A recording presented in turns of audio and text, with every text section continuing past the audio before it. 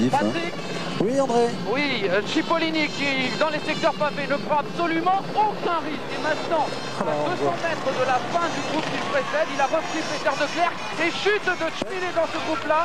Alors qu'il est une portion très difficile parce qu'il y a beaucoup de gravillons. Il a repris donc Schmilé s'est relevé. Il a repris donc de Klerk et le dossard 145, c'est-à-dire Thierry Marie. On a vu en difficulté tout à l'heure, mais si ce groupe veut profiter de l'attentisme entre guillemets du peloton, c'est maintenant. Hein. Patrick. Oui, Jean-Paul. 45 secondes de retard pour Cipollini. 45. Ça devient sérieux pour lui. Ça suppose une poursuite de 4 à 5 km pour reprendre sa place au train où les hommes de Van Hooijdonk ont relancé la course. Mais on voit que la course est au maximum parce que on n'entend toujours pas parler de retour de Greg LeMond, qu'on signalait en excellentes conditions, de Kelly, de Jalabert et combien d'autres aussi de la liste des favoris qui, après avoir perdu une minute, n'ont jamais pu combler cette minute, ce retard. C'est vrai que c'est un Paris-Roubaix athlétique, oui, où il n'y a pas de temps mort comme parfois où pendant 20 km ça roule moins, on se regroupe, on rattaque.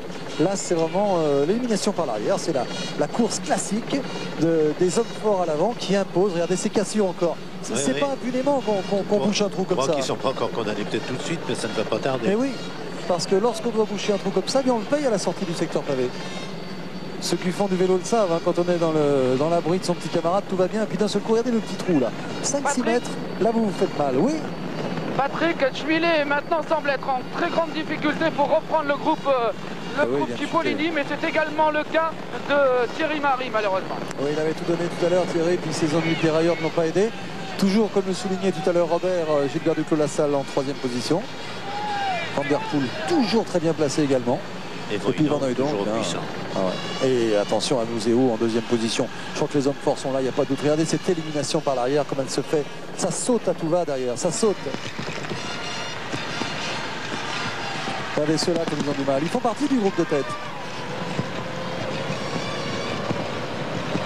Très léger, faux plat, à peine perceptible. Regardez, il faudra aller là-haut. Regardez les secousses de la moto, de la caméra sur la moto. Ben, ces secousses, elles se répercutent dans les épaules, dans le dos, dans les cuisses des coureurs. Ah, il faut se rendre compte de ça. Wilfried Nelissen est en train de souffrir, alors que Marc Sergent lui revient très facilement. Nelissen, son équipier, va tenter de prendre la roue, c'est fait. Et il a fait un bon boulot là, Sergent. C'est terrible. Ça rappelle cette réflexion de Louis Capu qui aurait dû gagner par Roubaix. Il disait, moi quand je passais sur les pavés, je devais avoir un pois chiche dans la tête, ça faisait drôlin. En tout cas, il y en a un qui n'a pas un pois chiche dans les jambes, c'est Marc Sergent. Vous avez vu le numéro qu'il a fait là? Il ramène avec lui Nelissen. Une belle cassure là, entre les deux groupes. Ainsi devant, vous avez un groupe qui se forme avec Van Hooijdonk, avec Museeuw, avec Van der Poel, Duclos. Ça peut vraiment rigoler. Oui. Girotto est lâché du groupe de tête. Massimo. Alors bien évidemment pour les amateurs de course hippique, c'est à la fin de Paris-Roubaix que vous suivrez le tiercé. Nous n'avons pas osé envisager un seul instant couper cette retransmission pour vous proposer les courses avec Sean Yates ici. Tente de récupérer. Ça doit être difficile. Capiot bien sûr. Avec lui Yel Maedam. Commencez à connaître tous ces coureurs. Ballerini, Franco Ballerini, dont nous avons fait notre favori dès la première minute de ce reportage. Gilbert Duclos-Lassalle, devant lui Hedvig Van Hooijdonk, un peu plus loin Johan Museeuw, un peu plus loin encore qui est là-bas, Van der Poel peut-être, avec un vent favorable. Oui. Franco Ballerini, attention à Olaf Ludwig également. Sean Yates à nouveau. Johan Capiot. Oui, on a le sentiment que le vainqueur est parmi ceux-là. Ah oui, normalement. Encore que. Mais ça roule tout le temps, ça roule tout le temps. C'est étonnant, ce n'est pas une course. Ça ressemble à une course, j'allais dire d'amateur, mais au bon sens du terme, où on est à bloc et où on ne fait pas de calcul. Patrick? Oui, André.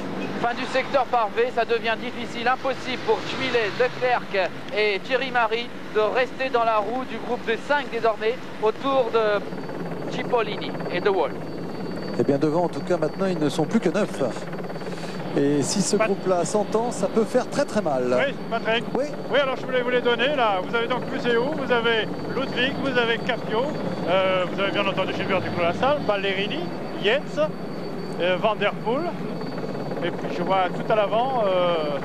Attendez, on va encore avancer. Naidam a disparu de ce groupe. Pardon? Naidam a disparu de ce Non, groupe. non, Naidam est encore à l'avant. Je crois qu'il doit me manquer 2 individus. Non, non, non, il vous en manque Non, non. deux.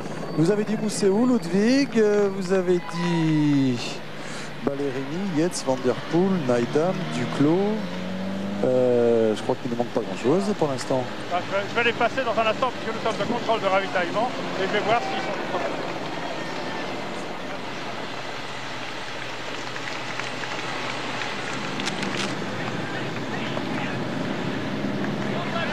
Contrôle de ravitaillement qu'ils n'ont pas envie de négliger, car c'est peut-être un danger qui va se présenter à tous dans quelques instants. Pas suffisamment de nourriture, donc un début de fringale qu'il faut absolument enrayer très très vite. Alors on n'a pas jeté le ravitaillement comme on le fait souvent après une prise de la musette. À 59 km de l'arrivée. Avec donc ce groupe qui semble se former devant la... Jean-Paul, il y a peu de candidats pour rejoindre ce groupe. Oui, Patrick, il y avait donc Van Hooydonk et Naidam. Je crois qu'on les a tous. Hein. Oui, oui. Et Van Der Poel, comme par hasard, le premier à relancer.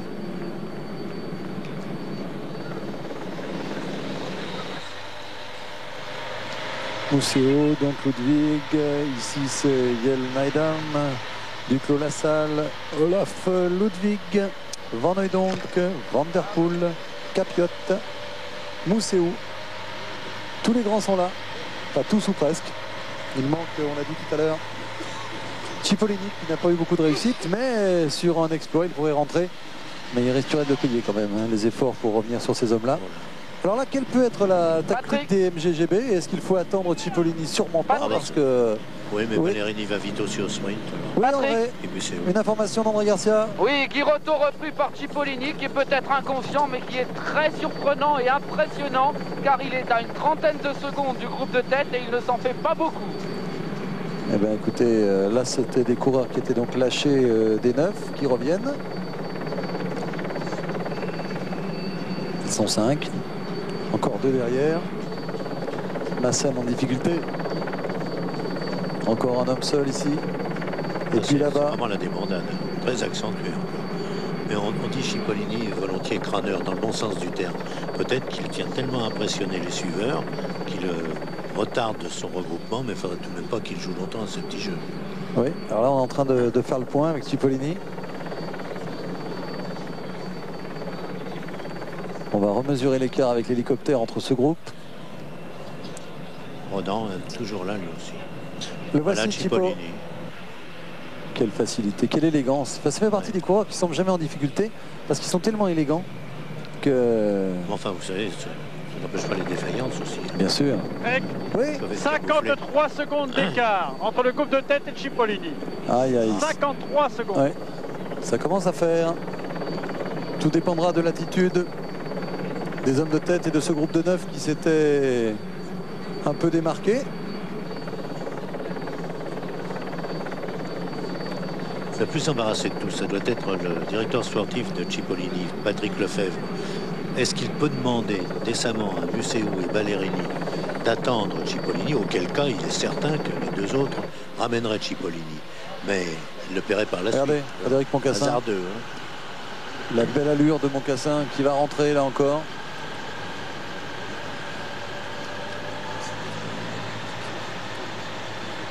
Voilà un grand espoir français qui revient. Patrick, l'écart s'est encore accru. Il est maintenant de 1 minute 10. Le retard donc de Cipollini. 1 minute et 10 secondes.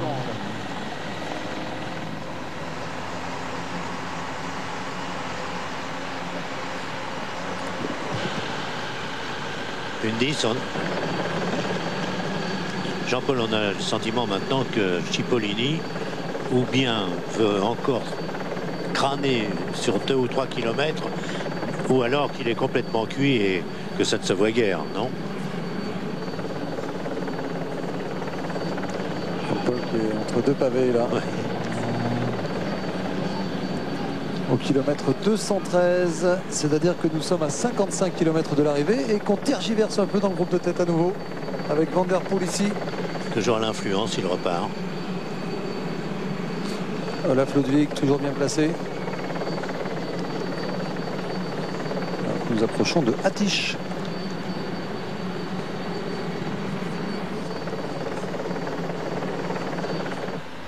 Et on a remarqué tout à l'heure le retour de Moncassin dans ce groupe. Là, on va essayer de le trouver d'ailleurs, puisqu'on a Duclos à gauche, donc qui représente un groupe français.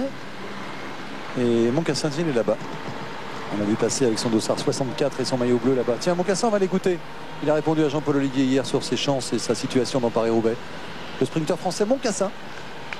C'est vrai qu'en professionnel, c'est quand même beaucoup plus dur. Le rythme est beaucoup plus soutenu dans les secteurs pavés et après. Bon, je l'ai fait 4 fois, une fois chez les amateurs, 3 fois chez les professionnels.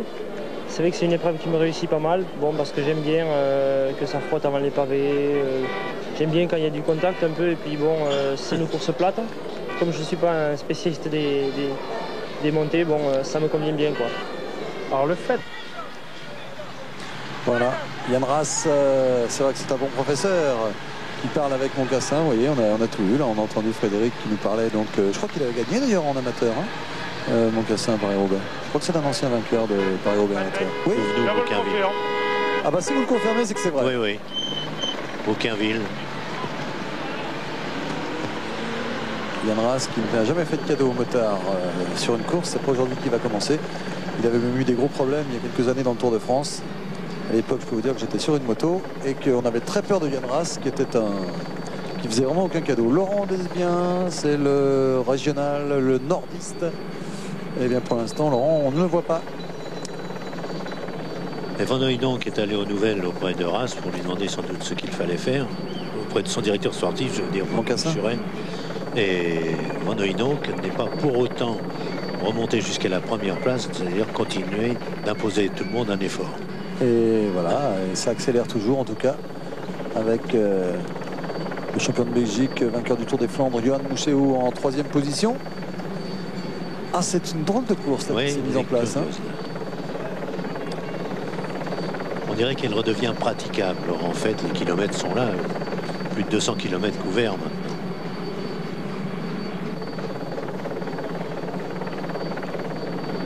Alors qu'est-ce qui peut se passer dans ce groupe? On peut aller jusqu'à Roubaix comme ça nous étonnerait. On peut assister à une cassure avec un GBMG représenté devant, style Museeuw. Ce qui voudrait dire que derrière, eh bien, on prendrait le risque de les laisser partir. Parce que s'il n'y a pas de MGGB, il n'y a aucune chance que ça aille bien loin. Et puis, dans ces cas-là, il faut être vigilant. C'est pour ça qu'on voit les coureurs d'expérience toujours bien placés devant. Oui, oui. L'accélération à chaque fois qu'il y a un secteur pavé. Des fléchissements très nets depuis quelques minutes qui auraient dû logiquement permettre à Cipollini et les siens de rentrer. S'ils ne rentrent pas, c'est qu'ils sont aussi au bout du rouleau. On va nous donner des nouvelles de l'écart. André, vous irez voir du côté de Kelly, de Lemon, tout ça, ce qui se passe derrière, pour savoir si ces coureurs sont définitivement condamnés. Eh bien, on va les attendre. Vous nous ferez un listing complet, ou une liste, pourquoi listing? Une liste des coureurs qui peuvent dire au revoir aux premières places à Roubaix. Et à mon avis, vous allez avoir du monde sur votre liste.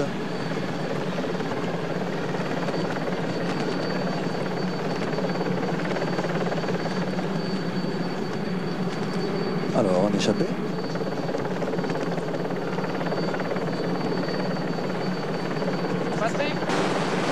Patrick? Oui. Oui, eh bien écoutez, je crois qu'on peut dire que c'est fini pour Mario Cipollini, qui ne prend tellement plus de risques dans les secteurs pavés qu'il est en train de se faire complètement lâcher par le groupe des 5 désormais. Mario Cipollini a sans doute abdiqué toute prétention pour se Paris-Roubaix. Vous savez, Vous avez bien bluffé. Hein. c'est les coureurs qui sont trop faciles comme ça. Il paraît jamais en difficulté, c'est vrai qu'il est élégant. Et ça, tiens, Alain Bondu était un peu comme ça aussi. Toujours très beau sur son vélo. Et on ne le voit pas. On ne voit pas qu'ils sont fatigués. On croit qu'ils attendent. Et puis, ils craquent. Alors que sur des garçons comme Thierry Marie, par exemple, c'est beaucoup plus visible. Ce sont des garçons qui sont à la peine et qui le montrent avec leur corps. Alors que Cipollini, lui, peut en abuser plus d'un. Très juste. Patrick, Oui. c'est d'autant plus surprenant que ce groupe de 6, qui n'est plus qu'un groupe de 4, avec surtout Dirk De Wolf qui fait l'essentiel du travail, est revenu dans les voitures du groupe de tête. Oui, ça on comprend bien parce que ce groupe de tête est en train de tergiverser un peu là. Et Van Der Poel donne le coup de grâce quand même à Cipollini au cas où il serait resté une petite chance. Il aura fait un immense travail, Van Der Poel, dans ce Paris-Roubaix. Si le vainqueur devait être payé au kilomètre en tête. On est quand même à 60 km de l'arrivée et tout peut encore se produire. Souvenez-vous de Capiot qui était en difficulté en début de parcours à cause d'incidents mécaniques. Eh bien, il est revenu, là, il est dans le groupe de tête. Vous savez, il faut condamner personne tant qu'on n'est pas à 6-7 minutes. Hein. Et voilà le genre d'accident. Saut de chaîne, une crevaison ou une roue en travers.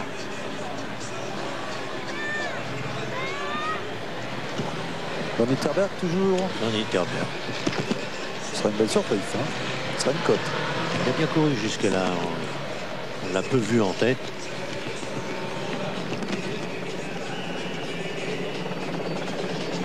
Et Duclos, fidèle à lui-même, toujours à quelques longueurs. Il est tellement puissant, Gilbert, qu'il ne se rend pas compte quand le vent est de face, alors que ça matraque tous les autres.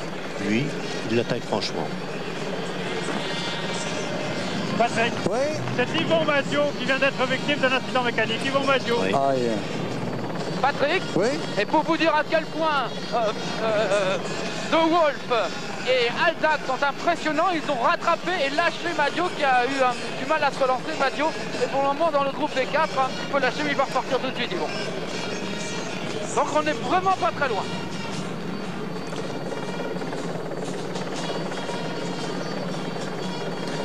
Van Nitterberg en tête de Paris-Roubaix, c'est bien pour lui. Nitterberg qui a pas une grosse carrière. Il est pourtant pro depuis longtemps, hein, depuis au moins 6-7 ans. Oui, spécialiste des kermesses. Il a 29 ans. Et il est quand même classé 320e coureur mondial. Donc il a très peu de références au niveau de son palmarès. C'est une belle allure. Hein. Même Jean-Paul Olivier n'est pas capable de citer plus de 3 succès devant Nitterberg. Ne le prenez pas au mot. Patrick, Oui, fin du secteur 8, donc Aldag, Redan et actuellement toujours De Wolf sont revenus dans les voitures du groupe qui les précédait, qui a du mal à les suivre. Et pour le moment, ça fait 15 secondes de retard pour Yvon Madio sur ce groupe-là. C'est vous dire à quel point ça va vite. Pour Mario Cipollini, c'est encore beaucoup plus loin. Là, ça y est. Les moteurs sont repartis. Ah oui, au combien? Oh là, quelle accélération. Et bien mon cassin. Hein. Oui. Chonietz dans sa roue. Patrick. Oui. Van Hooijdonk vient de partir derrière Van Nitterberg apparemment. Je suis juste derrière. Non, Van Hooijdonk me semble là. Voilà, encore une petite cassure là, de rythme. Qu'est-ce qu'il se regarde? Van Nitterberg. Voilà. Tout à coup, il vient de reprendre le vent de face. Et on le remarque bien à sa chevelure au maillot qui condole, qui flotte. Il a une belle allure. Hein. Patrick. Attaquant. Oui, André. Oui, Mario Cipollini à la fin du secteur 8 a été repris par Thierry Marie. Il a été repris aussi par Schmilet. C'est vous dire que maintenant, pour lui, Paris-Roubaix, c'est fini. Mais ça me semble fini aussi pour tout le monde derrière. Hein. Ah oui, c'est ce que nous disions tout à l'heure, ça ne peut plus échapper aux 20 qui se sont regroupés, tant bien que mal d'ailleurs, il y a à peu près 30 minutes de ça. Et oui, parce que là, c'est en train d'éclater à l'avant aussi. On va faire un petit point avec Jean-Paul, là, qui va nous donner des infos dès qu'il rentrera en contact avec nous. Petite rupture avec Jean-Paul. Patrick, oui. Oui, c'est en train de bagarrer devant, là. Hein. Ça bagarre et ça sort dans tous les secteurs. Vous êtes dans le coup? Et je suis derrière. Je suis derrière. Dans quelques instants, je vous ferai un point complet. Merci. Il va finir par se retrouver tout seul. Oui, ça fait un bel écart en tout cas. Patrick, sortent maintenant du secteur 8 Steve Bauer qui mène Greg Lemon avec Peloro Scapestani, avec Laurent Jalabert, avec le champion du monde de cyclocross, qui est français vous savez. Et Thierry, il y a Moreau aussi. Tout le monde, le gros du peloton se retrouve ensemble, ce qui veut dire que ça fait partie des gens qui ont peut-être déjà depuis quelques kilomètres maintenant perdu Paris-Roubaix. Il y a aussi Capel dans ce groupe.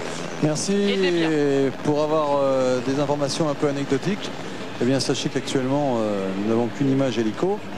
Pour une raison toute simple, c'est qu'il y a un hélico qui ne peut pas décoller parce qu'il y a un Airbus qui décolle de l'île. À quoi ça tient quand même, hein. Enfin, il y a toujours un homme en tête tout de même. On va lui donner une caméra au pilote. Le Dossard 127, donc Van Itterbeek, Benjamin de son prénom, qui est un peu inquiet de se retrouver dans cette galère, là, qui aimerait bien obtenir du renfort.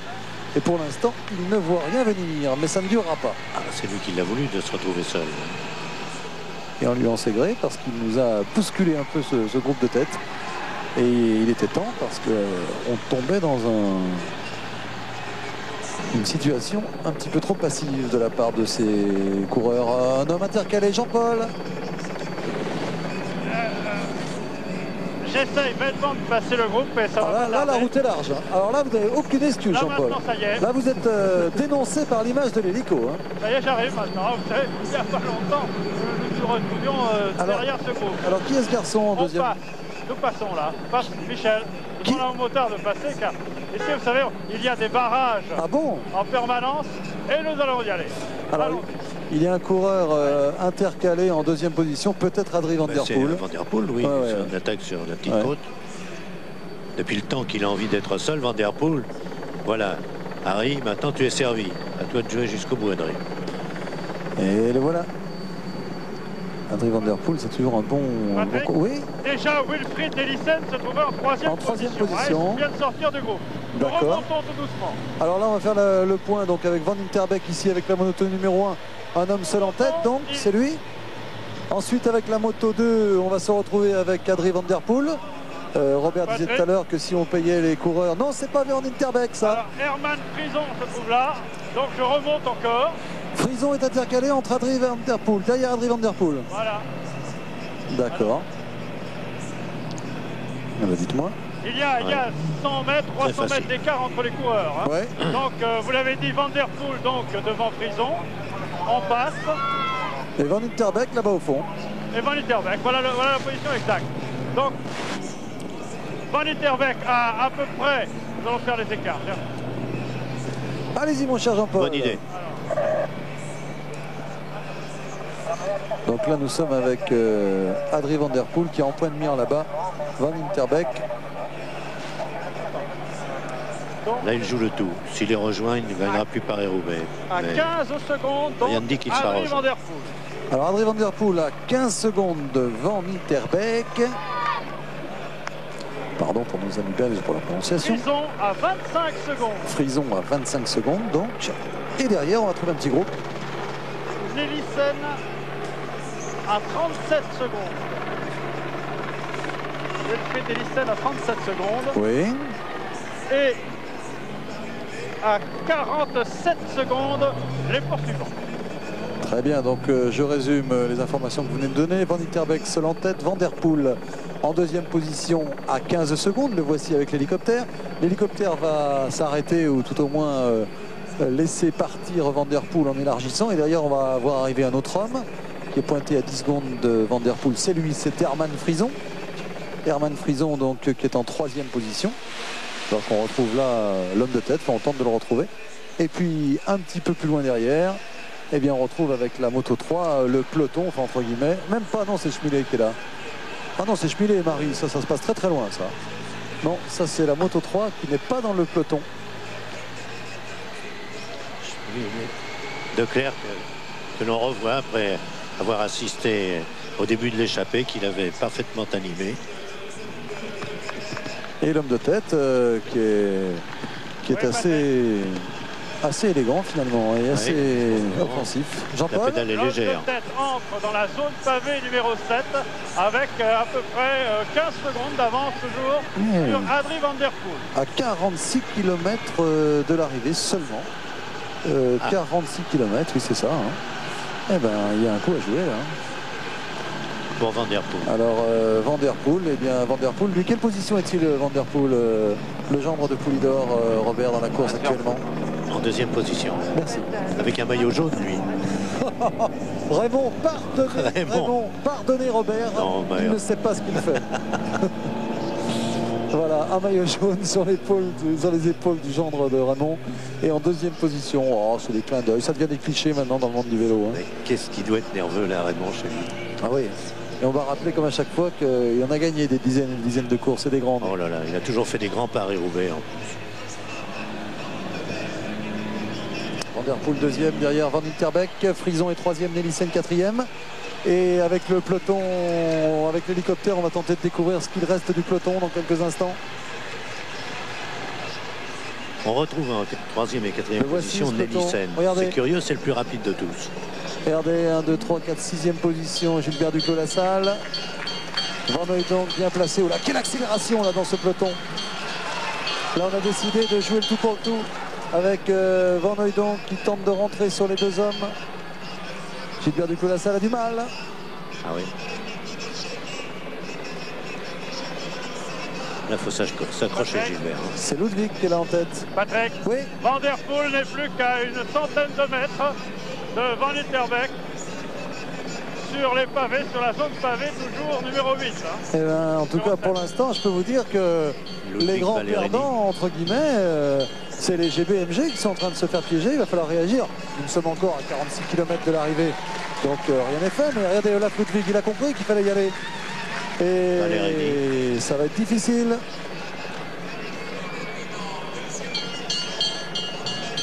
Patrick? Oui. Fin du peloton, Cipollini qui est en queue du groupe Lemon, d'où est sorti Chanteur. Et 300 mètres devant ce groupe, on retrouve Thierry Marie. On retrouve aussi avec le dossard 101 Peter de Klerk. Et ensuite avec le dossard 45, toujours le même, André Hitchville. Et on aborde la section pavée numéro 7. Oui, donc très très loin de la tête maintenant. Et avec des hommes qui n'ont pratiquement plus aucune chance, hein, André, hein, c'est votre sentiment? Je leur dis au revoir. Eh ben écoutez, saluez-les pour nous. Et ils ont du mérite quand même.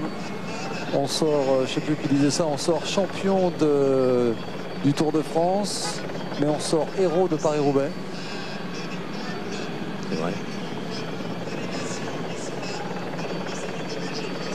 Van Winterberg est en train de réaliser une très belle chose. D'autant qu'il semble le faire avec beaucoup de facilité. Assez haut en selle, contrairement à celui qui le suit à 12 secondes, Adrie Van der Poel. Ça ne l'empêche pas apparemment d'être assez adroit sur son vélo. Il y en a qui doivent faire des péchés d'envie. Là, c'est tous les copains qui tournent à Longchamp. Ils ont dû arrêter cet après-midi. Il doit y avoir peu de monde là-bas. Entre Gérard Ross, bien sûr, Balutin, Decaune, Tosca, Guy Borel, tous les copains là. Et Drucker, Michel, bien entendu, toujours là aux avant-postes. Et Belmondo et les autres. Avec une ascension du Mont Ventoux programmée d'ailleurs par Michel le 8 mai, je crois, le jour de l'ascension, bien entendu. Mais là, il faut prendre de la graine, messieurs. Hein. C'est pas mal à Longchamp, mais actuellement, Adrie Van der Poel, c'est quand même une autre allure. Hein. Qui va revenir sur Van Winterbeck d'ailleurs. Patrick? Oui. Si vous voulez ajouter un nom à la liste de ceux qui ne peuvent plus gagner Paris-Roubaix cette année, il y a Yvon Madio. Yvon Madio qui faisait partie tout à l'heure du groupe des contre-attaquants et qui a eu le mérite de se montrer. Alors que Van der Poel ici va rejoindre Van Winterbeck. Patrick. Oui, Jean-Paul. À la sortie de la zone pavée numéro 7, il n'avait plus que 10 secondes de retard, Van der Poel, donc 10 secondes de retard entre les deux hommes et 25 secondes entre le groupe, appelons-le le groupe Ludwig Duclos-Lassalle. Ok, donc on va maintenant regarder l'attitude de Van der Poel, le métier. Tout de suite, il en profite pour s'alimenter avec donc deux hommes en tête. Si Van der Poel relaye, ils peuvent tout espérer tous les deux. Parce que derrière, il y a quand même des manques. Des réveils de temps à autre de Van Hooijdonk, de Ludwig, tous deux très bien contrôlés par Duclos-Lassalle, qui attend peut-être son heure ou son dernier quart d'heure.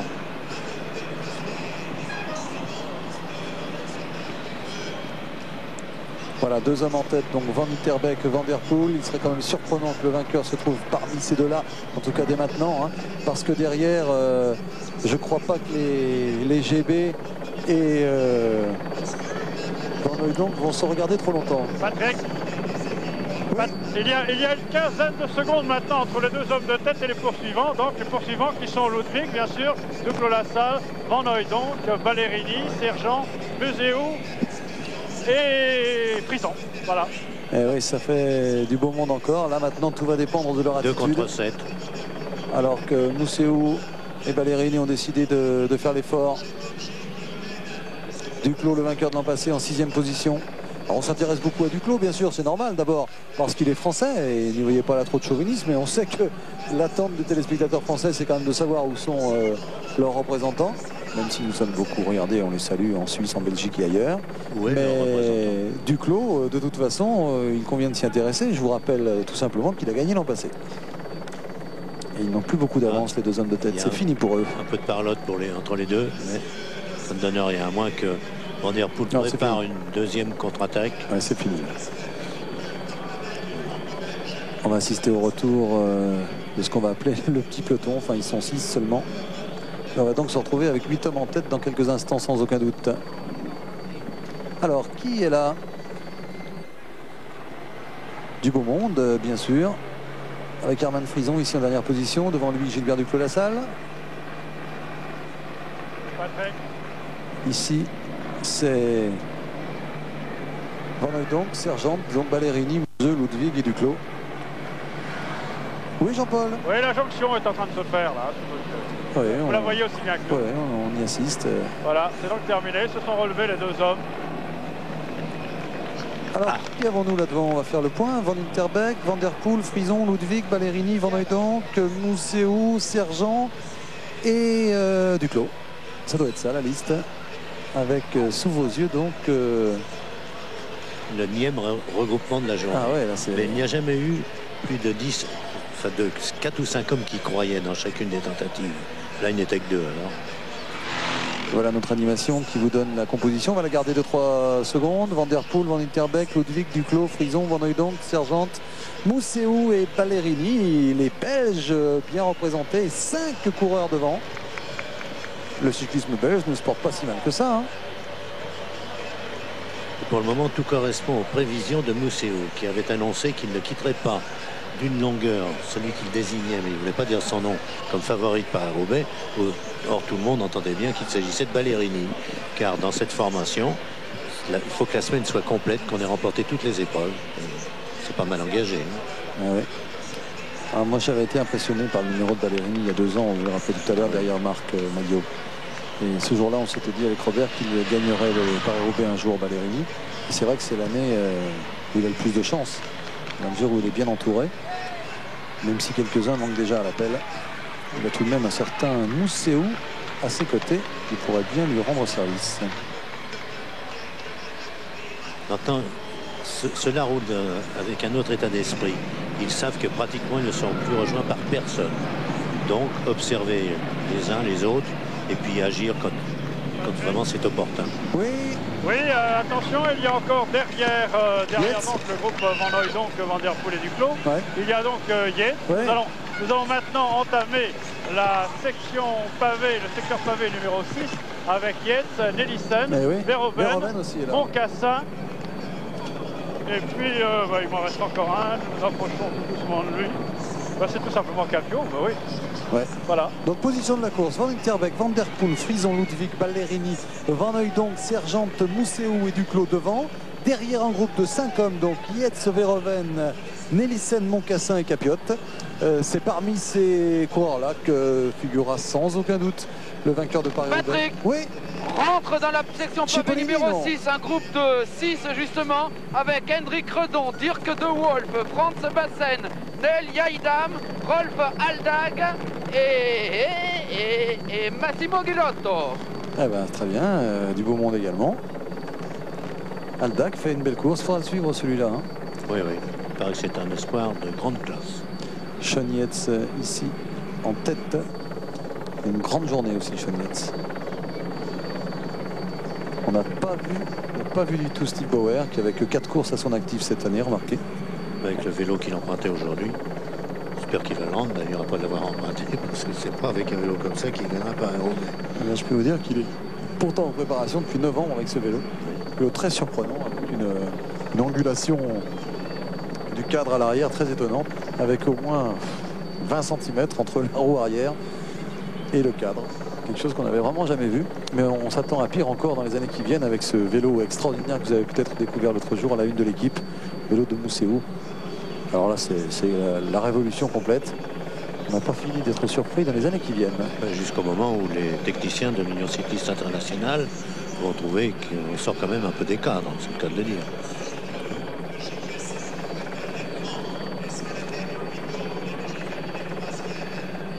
Allez, un petit pronostic, Robert, il va falloir se mouiller un peu là, parce que... Je vais vous dire, je suis tellement impressionné par, d'une part, Van der Poel et de l'autre, Ballerini Museeuw, que je vous avoue, je pense que ce seront les trois sur le podium. Il y a Van Hooijdonk. Et vous? Moi, s'il faut se mouiller, je garde toujours le même depuis le départ, Ballerini. Mais je suis quand même un peu désorienté par ce qui se passe là dans ce petit peloton. Je suis surpris par... alors qu'on va assister donc au retour de ce groupe des 5, là, Yates, Moncassin, Verhoeven, Nelissen et Capiot. Je suis surpris, disais-je, par l'attitude de garçons comme Van der Poel. On remarque qu'il a essayé, hein, mais Van der Poel, Ludwig, Duclos devraient tenter quelque chose C'est Duclos dans quelques instants. L'inconnu, gros inconnu de ce groupe, c'est Duclos. Comme on sait qu'il ne prétend pas, peut-être qu'il le pourrait compte tenu de l'état de fraîcheur des uns et des autres à l'arrivée, mais quand on sait qu'il ne joue pas sa victoire sur ses chances au sprint, donc son salut est dans la fuite. Et on sait ce que ça veut dire quand Duclos prend 100 ou 200 mètres. Alors on est encore un petit peu loin, mais c'est vrai qu'avec l'appui d'un Van der Poel, pourquoi pas d'un Van Hooijdonk ou d'un Yates. Mais pour l'instant, Gilbert court remarquablement bien, il faut le souligner aussi. Et puis Moncassin, il ne faut pas l'oublier. Moncassin qui rentre là par l'arrière, il va falloir surveiller dans le final. Lui, hein. Vous imaginez si tout ce beau monde arrive ensemble sur le vélodrome? Alors les deux premiers entrants, Duclos et Moncassin, dans l'ordre ou dans un autre ordre, quel triomphe. Vous vous souvenez l'an passé, l'ambiance ici? Ah oui. On se croyait dans un stade de football au Maracana. Donc les tribunes sont pleines déjà là à Roubaix. Un soleil, mais c'est vraiment pas Paris-Roubaix. Nous, on est un peu désorienté, c'est vrai. Il ne pleut plus jamais. Il ne pleut plus jamais. Ah bah, habituellement, on se mord les doigts pour se réchauffer. Il y a juste un petit problème qui est toujours le même chaque année. C'est pas le froid, c'est pas. Eh oui. On ira au contrôle après. Ah, on va y aller vite. Hein. On est quand même assis là depuis midi.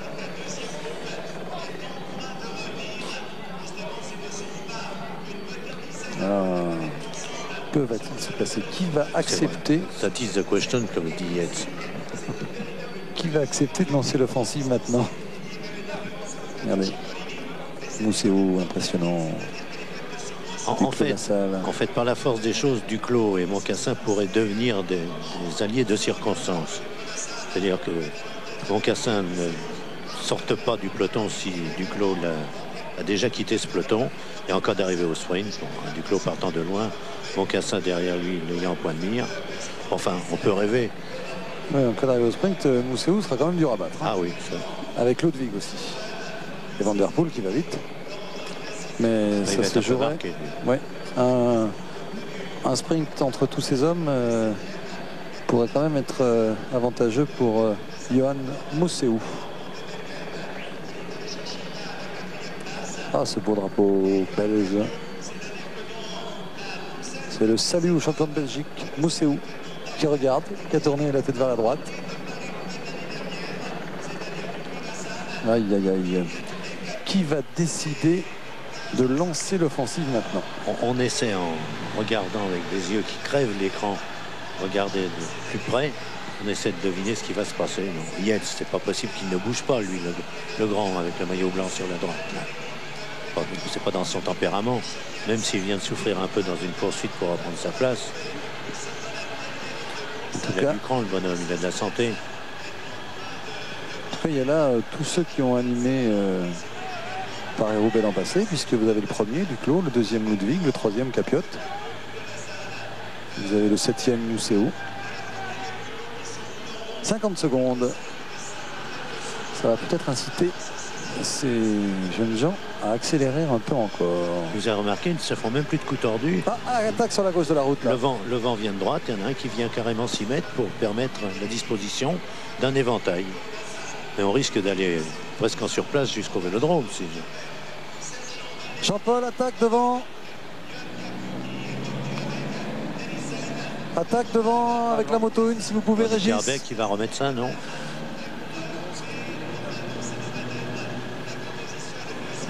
Qui décide de réagir, Voilà. Mousseau hésite. Duclos sent le bon coup, Ludwig aussi. Van Terbeck encore. Mais c'est Bien placé, dans Johan l'ordre Mousseau. naturel des choses. Oui. Aïe, aïe, aïe, on se regarde, on se retourne. Il faut faire l'effort là. Ludwig refuse de le faire, Duclos dans sa roue. Partir seul à cet endroit-là, c'est pas tellement recommandé quand même. Hein. On reste en point de mire. Van Michel. Oui. Attaque de Frison ici. Oui. Attaque de Frison donc qui a pris une trentaine de mètres à ses concurrents. Herman Frison, seul en tête de ce Paris-Roubaix, le représentant de l'équipe de Jean-Luc Vandenbroek. Toujours bien placé dans Paris-Roubaix, Frison. Oui, Nous entrons à Templeuve pour une précision géographique. oui, Templeuve à 35 km de l'arrivée. Il court pour l'auto et c'est vrai qu'il a régulièrement fait de beaux Paris-Roubaix, mais il n'a toujours pas tiré le gros lot. Alors un jour ou l'autre, ça peut sourire. Et derrière, encore Van Der Poel, le même scénario que tout à Patrick. l'heure. Incroyable. Oui, André. Patrick, eh bien, à Templeuve, si vous voulez m'en croire, le groupe des 6, si ça continue comme ça, va rentrer avec le groupe de tête. Eh oui, parce que le groupe de tête tergiverse. Là, il y a des contres qui sont en train de se mettre en place. On sent que ça pourrait bien être le bon coup avec Frison. Et derrière lui, Van Der Poel.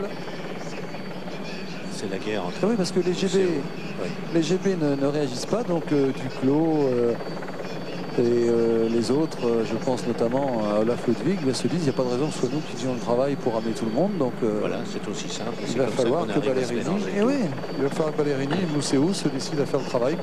Carboneuil donc lui aussi refuse de prendre l'initiative pour revenir sur les échappées. En tout cas, il y en a un qui mérite vraiment un immense coup de chapeau, c'est Van Der Poel. Ah, Oh, c'est fou quel ce qu'il numéro. aura animé la course. Je le répète, pas de chance pour lui. Dès le 50e kilomètre, il avait pratiquement perdu tous ses coéquipiers. Herman Frison.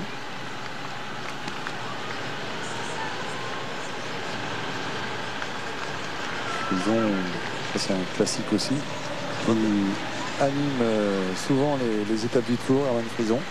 Il avait remporté une étape, je crois que c'était en 87. Et puis, faut pas oublier qu'il a gagné Grand Velgen quand même en Patrick. 90. Bien sûr. Oui, Patrick, le groupe des 6 est dans les voitures auxquelles on demande de s'arrêter. Ça veut dire que le groupe des 6 va rentrer dans les 2 minutes qui viennent. Mais avant, ils ont droit au barrage d'un directeur sportif. Si vous nous signalez que les voitures maintenant, sont elles arrêtées. Ah oui, l'ordre du directeur de la course ou d'un Exactement. directeur sportif. Herman Frison, donc, qui termina, il a dû faire 2 de Tour des Flandres. Peut-être celui de Van Toujours Hooydonk. placé. Patrick, Oui, à noter dans ce groupe l'énorme travail de Dirk de Wolf, d'Henrik Redan et aussi de Rolf Aldag. Patrick. oui, Jean-Paul. À l'avant donc, Frison parti à sa poursuite. André Van Der Poel à 10 secondes. Oui. Et le peloton à 20 secondes, enfin ce qu'on va appeler le peloton.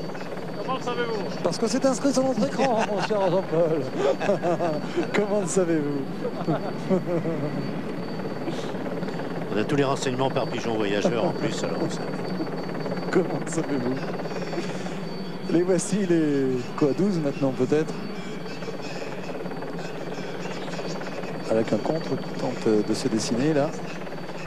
C'est Duclos qui fait l'effort en tête du peloton. C'est lui qui va se dérouler. Mousseau dans sa roue. Ah là, ça change tout.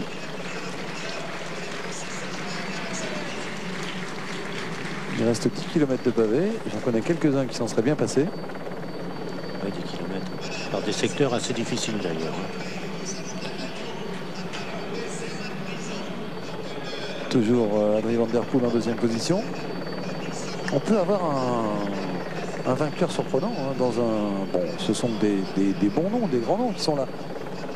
Oui, Mais on Van peut Der Poel, avoir un quand palmarès même- de classique. Oui, on peut avoir quand même un nom favori. Parce que derrière, à force de se regarder, eh bien, on peut avoir des surprises. D'évidence, Frison a ralenti un peu pour activer le retour de Van Der Poel et trouver ainsi du renfort à 2 en se relayant. On dirait qu'on tenait le même langage tout à l'heure avec Antti Terbeck.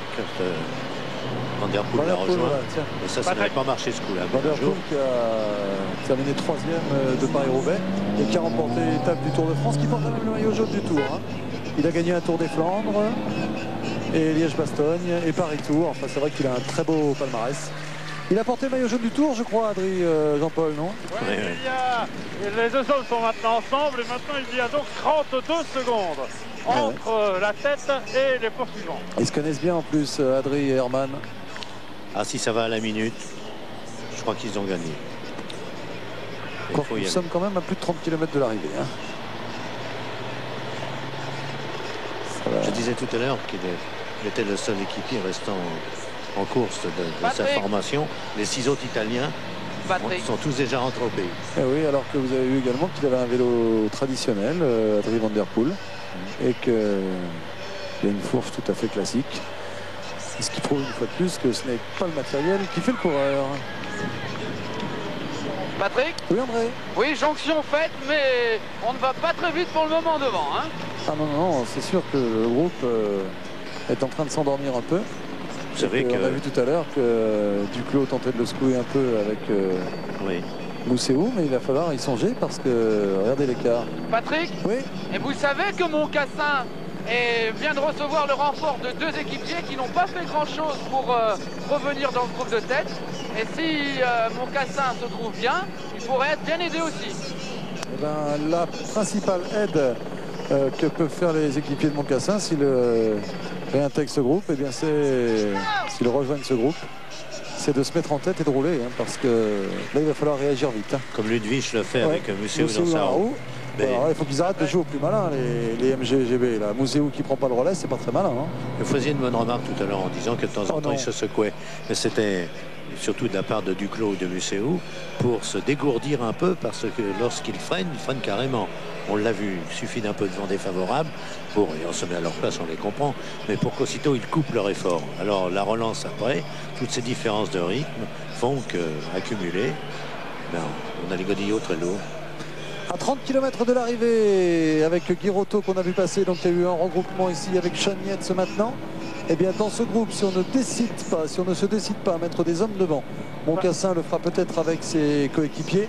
Et si on ne se décide pas à envoyer les hommes à l'avant, ce sera trop tard dans quelques minutes. Jean-Paul. Oui, ça sera trop tard car il y a 43 secondes maintenant d'écart. 43 dernier pointage. Et oui, il faut réagir tout de suite. Là, il ne faut pas laisser Van Der Poel et Frison partir seuls. Enfin, je parle là pour ceux qui composent le groupe de tête.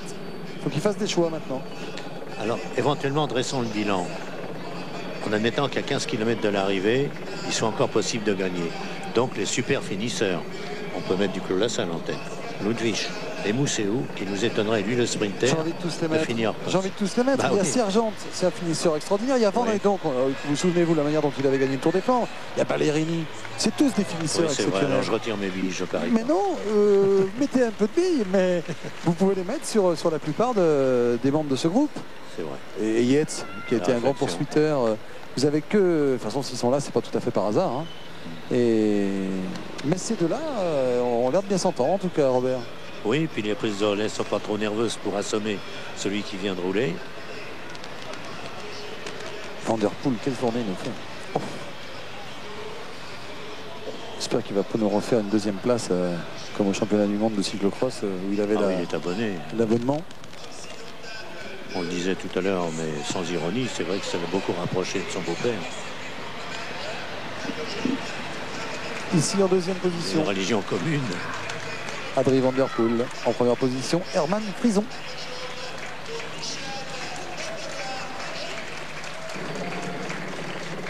C'est le jour des anciens quand même, parce que c'est pas de genoux, hein, tous les deux non plus. Oui, les reprises de relais sont très mesurées. 42 secondes d'écart, 42. Ah oui, il y a un petit moment où il est encore possible de réagir. Après, il sera trop tard, mais ça a l'air de rouler dans le groupe là. Hein. Et nous sommes à 6 juin, 6 juin. Vous êtes à 6 juin? 6 juin, mes félicitations. Alors 6 juin renseignement, 29 km de l'arrivée. Avec toujours Mousseau en deuxième position, rarement en première. Avec donc un télécom, c'est Aldag qui est venu prêter main forte à Olaf Ludwig. Tout Tout à l'heure, j'ai cité Ludwig, c'était Aldag en fait. Oui. C'était Ludwig avant. Non, mais je me suis trompé une fois. Il faut le reconnaître. Ah bah, on se trompe tous. Je me suis trompé tout à l'heure, j'ai dit Ludwig et ça devait être Aldag puisqu'il est là en tête. Derrière lui, donc, le champion de Belgique, Johan Mousseau. Un peu plus loin, Van Hooijdonk. Comme les choses se sont précipitées pour Mousseau, tout à coup, 6 équipiers autour de lui. Et moins de 20 minutes plus tard, but de 30 secondes. 30 secondes seulement? Oui. Ah oui, ça veut dire que le groupe de tête, sous l'impulsion donc de Aldag, a bien réagi. Ça veut dire que Olaf Ludwig se sent fort. Olaf Ludwig qui termine à deuxième l'an passé derrière Gilbert Duclos-Lassalle. Ça veut dire qu'il se sent bien s'il demande à son équipier le Aldag de sonner la charge en tête de ce groupe. Et il continue Aldag avec son casque rose. un peu de demi-fond là quand même. Belle allure. Hein. Alors derrière Mousseau qui aime bien être parmi les premiers mais qui ne prend pas de relais pour l'instant. Il va bien falloir qu'il se décide quand même. Il y a du beau monde. Hein. Vous voyez, on entend Daniel Manjas qui dit Mousseau dans le sillage de Ludwig. Eh ben, il s'est trompé aussi, on est deux. Ça fait plaisir quand même. Bon anniversaire d'ailleurs, tiens. Et il a l'écran géant pourtant. C'est pas souvent qu'il se trompe, je peux vous dire. Non, c'est vrai. Et 28 secondes seulement d'écart donc entre Van Der Poel et Frison. Et le groupe emmené par Aldag. Ah, ils vont être revus les deux là, si ça continue à rouler comme ça. Hein, parce que ça s'organise, ça y est maintenant. Ouais. Donc, quelle finale on va avoir? S'il y a un regroupement encore. Là, parce que autant à 30 km de l'arrivée, ça paraît, oh, c'est fini les deux là. Enfin, c'est fini, j'exagère un peu. Mais il n'y croit plus beaucoup. Non, c'est lourd maintenant. Van Der Poel, on n'a pas vu se mettre en danseuse une seule fois. 15, oui. A besoin de se détendre un peu. Les reins deviennent très douloureux, les poignets, enfin bref, ils ont mal partout. Voilà plus de 3 heures en tout cas que nous sommes en votre compagnie. J'espère que vous partagez notre plaisir dans ces images toujours surprenantes de Paris-Roubaix. 2 hommes en tête qui vous désorientent peut-être un peu. Enfin, Van Der Poel est quand même quelqu'un de très connu avec un très gros palmarès. Et Herman Frison avec lui, mais c'est plutôt dans ce groupe-là qu'il faudra peut-être aller chercher le vainqueur car on est bien décidé à revenir sur les 2 hommes. Regardez la puissance qui se dégage de ces images.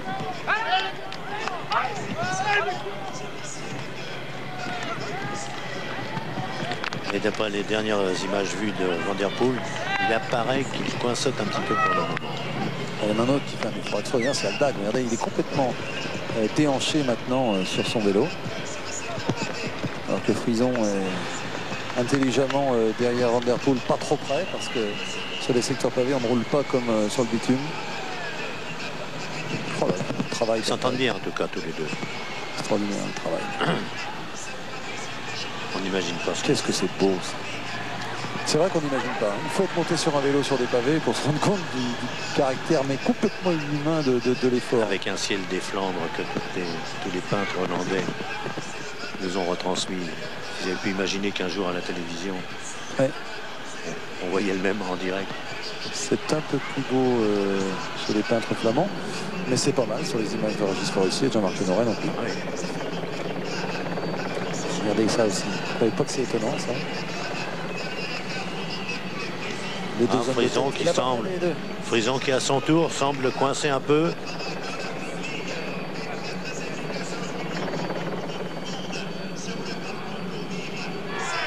Voilà, Aldag s'est écarté cette fois-ci. Et c'est Ballerini en personne. Et Duclos au deuxième, bien sûr. Regardez, Duclos, il y a même une cassure. Ah oui, ça y est, il y a la cassure. Ballerini, voilà où tout peut se jouer maintenant. Si Duclos parvient à s'accrocher à Ballerini, il est probable maintenant que Ballerini va tomber sur Van Der Poel et Frison. Ah, là, c'est beau. Patrick, oui. Van Der Poel est en train de tenter de partir. De lâcher Frison. Oui, on avait vu Frison en difficulté tout à l'heure. Et alors l'écart n'est plus que de 17 secondes. On assiste à un numéro extraordinaire là, de Ballerini avec Gilbert Duclos-Lassalle dans sa roue. Paris-Roubaix est en train de se jouer maintenant. En tout cas pour Frison et pour Van Der Poel, car Ballerini a décidé de passer à l'attaque avec des souvenirs sans doute d'il y a 2 ans, lorsqu'il avait démarré trop tard derrière Maggio. Et regardez, il est revenu déjà, incroyable, comme un TGV, il est passé Ballerini avec Duclos-Lassalle dans sa roue. Van Der Poel et le public de Roubaix ici commence à réagir. Van Der Poel tente de prendre la roue, Herman Frison est un peu juste. Van Der Poel également, 2 hommes en tête, Duclos-Lassalle qui a maintenant pris le relais. Paris-Roubaix est véritablement lancé, 2 hommes en tête, Ballerini et Duclos-Lassalle.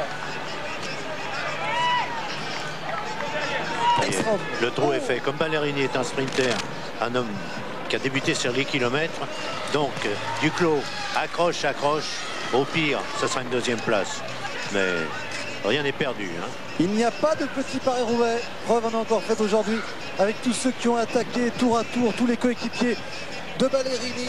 Et puis Ballerini a senti que les GBMG étaient en difficulté, que les autres n'étaient plus là. Il pensait que Bowmans n'était plus là, Cipollini non plus, Schmillet non plus, Wilfried Peters non plus, Ludwig Willems à 25 km de l'arrivée. Tous ceux qui avaient préparé le terrain pour les GBMG n'étaient plus là.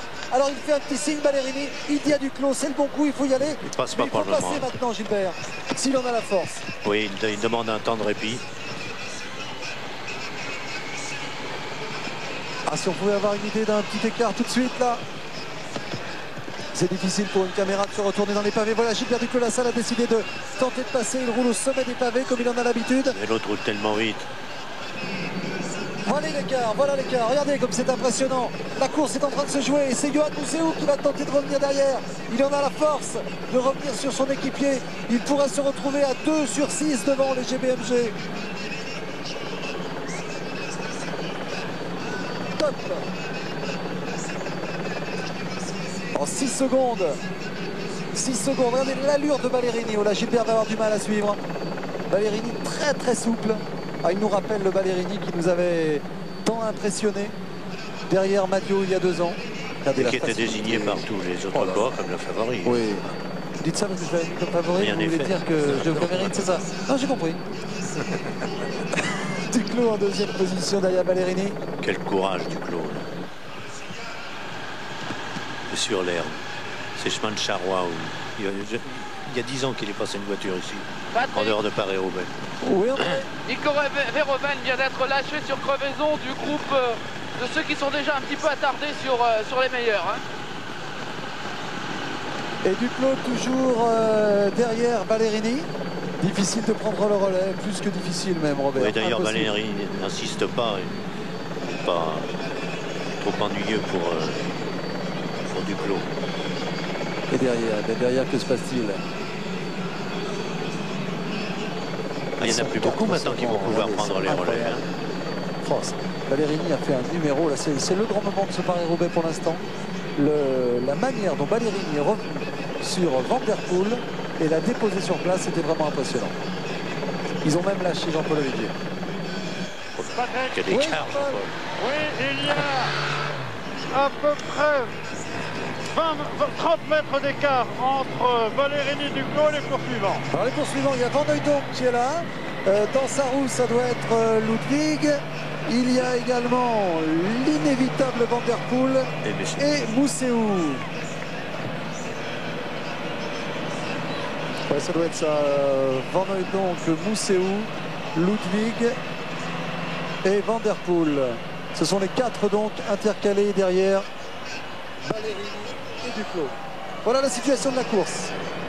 Avec la moto 1, Régis Forissier, ou avec l'hélicoptère, comme vous le souhaitez, nous allons faire une position de la course. Voilà, 2 hommes en tête. Ballerini, l'Italien, le favori donc de la course, avec Duclos-Lassalle, le vainqueur de l'an passé. Derrière ces hommes, un groupe de 4. Un groupe de 4 qu'on va découvrir. Les voici, avec Olaf Ludwig ici, qui va prendre le relais. Derrière lui, c'est Hedwig Van Hooydonk, le Flandrien. Derrière lui, Johan Museeuw, un autre Belge. Et ensuite, Van Der Poel, le plus français des Néerlandais, le gendre de Raymond Poulidor, faut-il le rappeler. Ils sont 4 donc intercalés derrière les 2 hommes de tête, Ballerini et Duclos. Oui, Jean-Paul. Pour la suite, eh bien, à 32 secondes, vous avez Frison tout seul. Ah oui. À 32 secondes, Frison tout seul. Et ce qui reste donc du groupe se trouve exactement top à 50 secondes avec Mocassin qui a pris ici le relais. devant Chenietz. Voilà. Merci. Alors la position de la course, pour être très clair, 2 hommes en tête, donc on l'a vu tout à l'heure. Le Français Gilbert Duclos-Lassalle, vainqueur l'an passé, né en 1954. Et oui, vous avez bien calculé, 39 ans pour Gilbert Duclos-Lassalle, qui est ici en 2e position au secteur pavé numéro 4, c'est-à-dire exactement à 22 km de l'arrivée. Donc Ballerini l'Italien, Duclos-Lassalle le Français, 2 hommes en tête. Derrière, on retrouve un groupe de 4 hommes emmenés par l'Allemand Olaf Ludwig, 2 Belges, Mouzeau et Van Hooijdonk, un Néerlandais, un Hollandais, Van der Poel et son dossard 88 qui a fait un très gros travail jusque-là.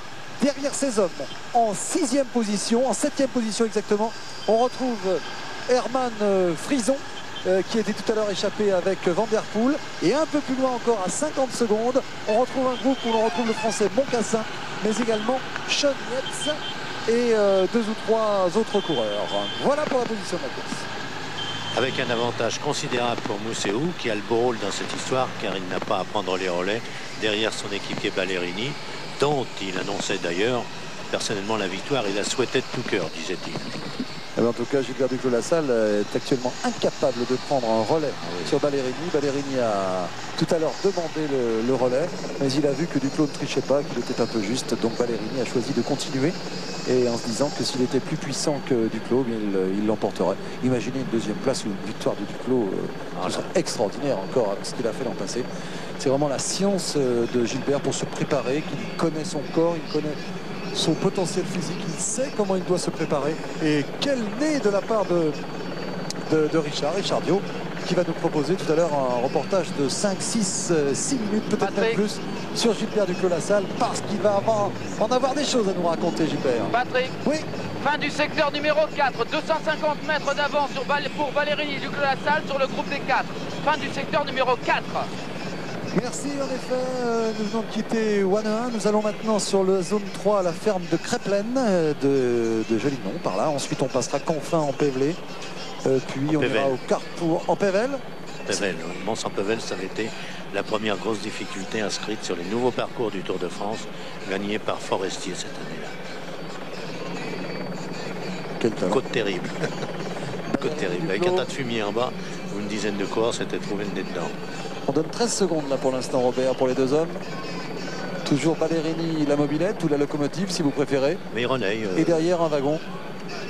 Il a pris un relais tout à l'heure. Il va passer encore maintenant pour être pas décourager Ballerini.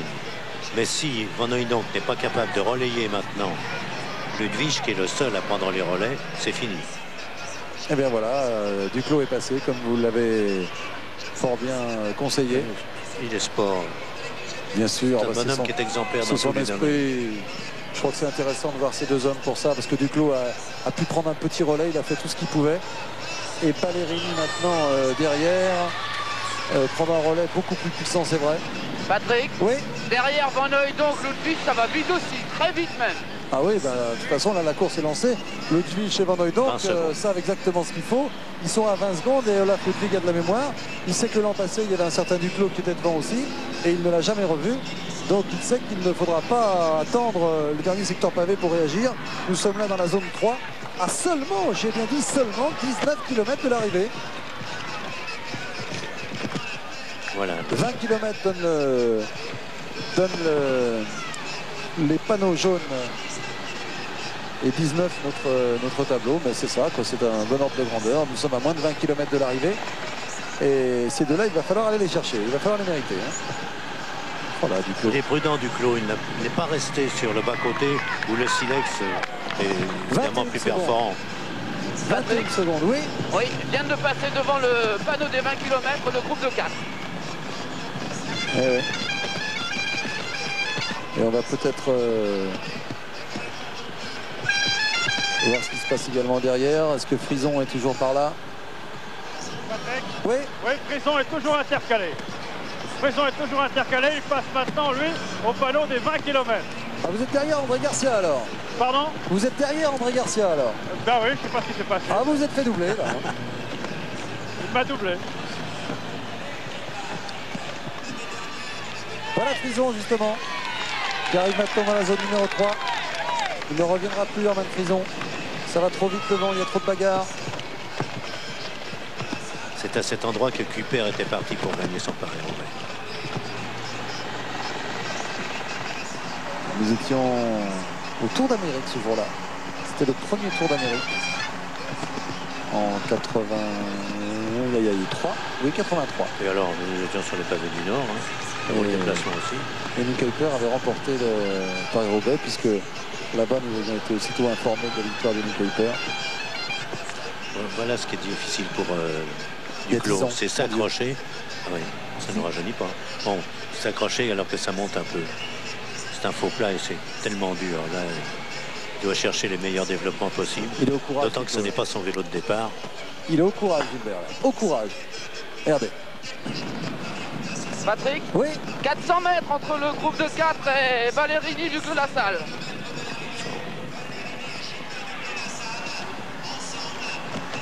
Oh, extraordinaire de retrouver Ballerini et Duclos. C'est quand même une belle histoire de retrouver Duclos ici. Parce que c'est vrai que l'an passé, bon, c'était un exploit énorme compte tenu de son âge, il faut quand même le dire. Il est né en 54, il faut le rappeler, donc c'est une hygiène de vie, c'est un... Alors qu'on nous annonce 44 secondes ici d'écart. Quand il aura raccroché définitivement le vélo, qu'est-ce que ça va lui manquer Paris-Roubaix? Je soupçonne de devoir déjà penser à quelques voyages à se planquer sur ces routes. Oh, il viendra avec nous. Au passage. Fin du secteur numéro 3. On doit être à moins de 17 km de l'arrivée. Son fils assure la relève depuis la semaine dernière. Richard va nous en parler tout à l'heure dans Stade 2. WhatsApp 18h30 sur France 2. Oh là, Gilbert, de la salle qui prend le relais, la Ballerini au courage vraiment. Ah oui, pour lui montrer qu'il joue le jeu. C'est du cran. Oh bah, ça ne surprendra personne. On aurait très bien pu dire à Ballerini. On nous annonce 1 minute 10, regardez. Oui. Je suis mort, je prends plus les relais. L'autre aurait quand même continué de rouler. Ah non. Ah, il peut retirer beaucoup de bénéfices de cette position, Gilbert Duclos-Lassalle. Bien sûr. Parce que comme il a gagné l'an passé, et pour son palmarès, pour son image, de faire ça encore l'année suivante, d'être là. Le deuxième Français a remporté 2 fois Paris-Roubaix. Ouais. Mais de toute façon, il retirera un bénéfice important de cette présence-là. On va le demander partout. Quels beaux athlètes, en tout cas, tous les deux. Et il ne manque pas d'assurance. Et nous rentrons dans la zone numéro 2, c'est-à-dire exactement à 15 km de l'arrivée. Carrefour de l'Arbre. Alors là, il y a 2-3 virages assez mauvais. Ah oui. Figurez-vous que ce sont des orties qu'il y a là. Et à plusieurs reprises, on a vu des coureurs tomber là et ressortir ensanglantés et tout boutonneux.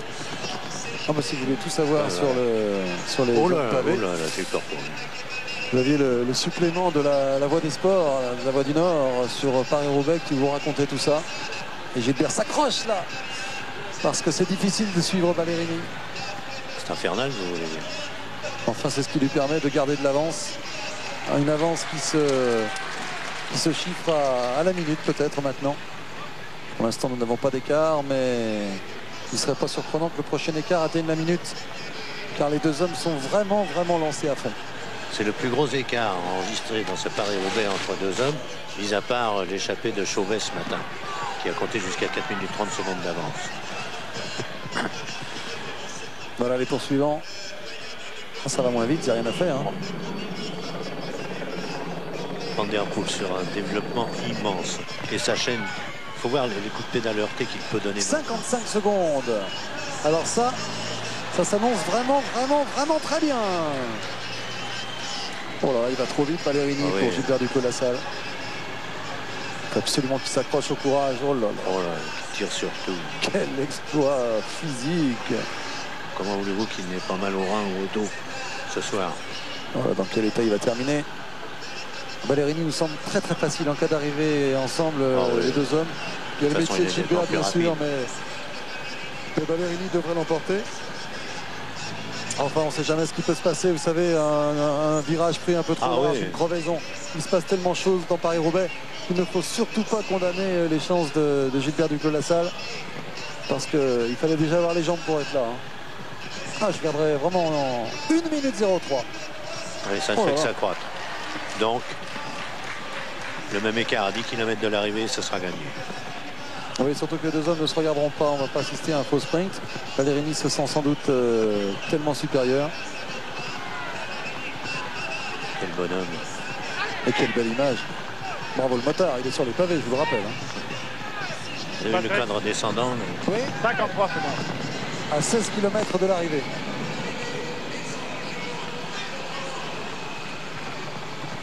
Voilà. Il faut encore attendre 7-8 km pour se prononcer sur oui. la chance définitive de... Bah, il suffirait que l'un des deux ait un pépin. Bien sûr. Et puis derrière, ça peut réagir. Hein. Mais pour l'instant, Duclos m'impressionne vraiment de ténacité, de courage. Regardez les muscles des bras. Regardez les muscles des bras, le travail que ça représente. Regardez. Et ça fait. Et encore, il ne l'étend pas, là, au contraire. Il a tout intérêt à le faire, d'ailleurs. Il détend les bras. Avec ses pavés, on a l'impression qu'il est secoué. Avec un écart supérieur à 1 minute, même à 1 minute 10 maintenant, c'est évident. Oh, quelle belle image on nous propose là. 1 minute 11 1 minute 11, extraordinaire. Alors là, si l'écart, c'est notre habitude avec Robert, 1 minute ou 10 km, si à 10 km de l'arrivée, les deux hommes ont encore une 10 d'avance, il ne faudra plus chercher le vainqueur ailleurs. Oh, Duclos qui irait encore chercher une place de 1 ou 2 dans Paris-Roubaix, c'est exceptionnel. Ça dépasse tout ce qu'on peut imaginer.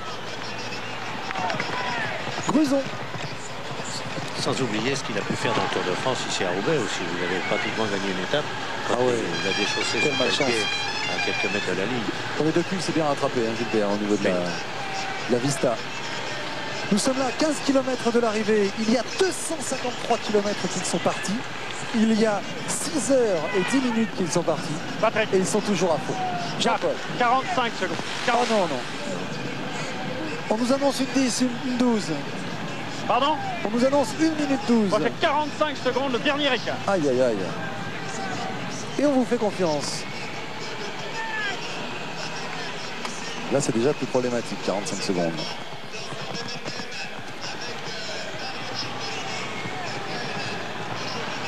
En tout cas,